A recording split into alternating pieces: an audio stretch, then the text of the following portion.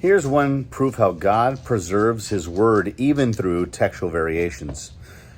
Here's one example. It's 1 Timothy 3:16. It says, God was manifested in the flesh, justified in the spirit, seen of angels, preached unto the Gentiles, believed on in the world, and received up into glory. Now, that's the majority text. That's the King James Version, the New King James Version, all has that verse that way. But if you look at the NIV and other versions, it will say he was manifest in the flesh, or he was manifested or made manifest. And so you have a difference in one word, the word God, compared to the word he.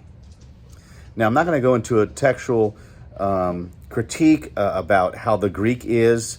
I think it's called Noma Sacra. It means the holy name. Whenever there was a name of God or the name of Jesus, they shortened that name in Greek, so it was just two letters, the first and usually the last letter of the Greek name. Some manuscripts, it looks like it says he.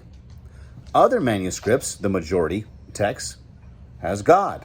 Now, we have a church father that does quote this passage as God.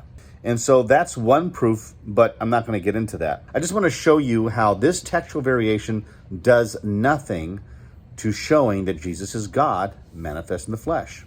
The NIV says he was manifest in the flesh. But if you just take that verse alone as a proof text, if you're comfortable proof texting, that's a bad way to do teaching and preaching and theology. It's bad. You can't just do proof texting. You have to look at the context. Now, of course, when you're in a debate, you have to throw as many proof texts as you can, but you better understand the context, because the person's going to critique the context when discussing or going against your position.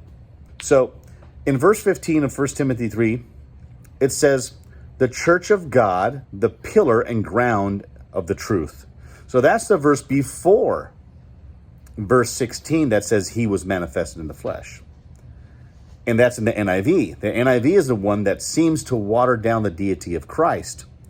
But if you read the context, it does not water down the deity of Christ. It actually proves it, even though there's a textual variation. 1 Timothy 3:15 says, the church of God, the pillar and ground of the truth.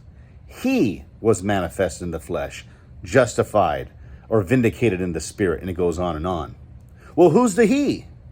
Verse 15 just said God, the church of God. The next verse says he was manifested in the flesh. Do you see that? God was manifested in the flesh regardless of the textual variation. There's books, I've read many of them, that debate what is the proper reading.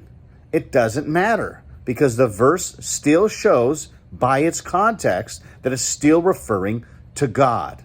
And we already have good scriptures that have no textual variations, like John 20:28, that shows that Jesus Christ is the Lord and he is God. So there is no problem with textual variations. I believe, from all my studies of textual variations, that all of them still prove that God preserved his word, even though there's textual variations, and the textual variations are irrelevant.